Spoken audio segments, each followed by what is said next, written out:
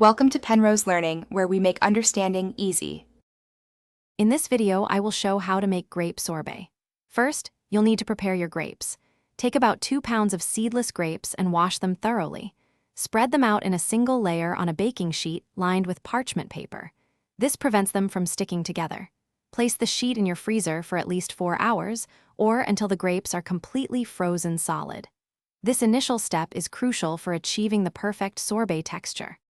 Once your grapes are thoroughly frozen, it's time to blend. Transfer the frozen grapes to a high-speed blender or a robust food processor. Add 1/4 cup of fresh lemon juice and 1/4 cup of granulated sugar. The lemon juice brightens the flavor, while the sugar helps with the texture. Blend the mixture, starting on a low speed and gradually increasing until it becomes completely smooth and creamy, resembling soft-serve ice cream. During the blending process, you might find the mixture quite thick.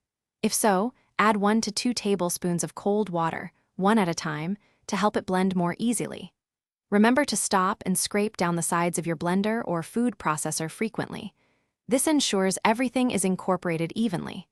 Continue blending until no ice chunks remain and the sorbet has a perfectly smooth, uniform consistency. This ensures a delightful mouthfeel. Your delicious grape sorbet is now ready to enjoy. For a soft-serve consistency, serve it immediately. If you prefer a firmer sorbet, transfer it to an airtight container and freeze for another 1 to 2 hours.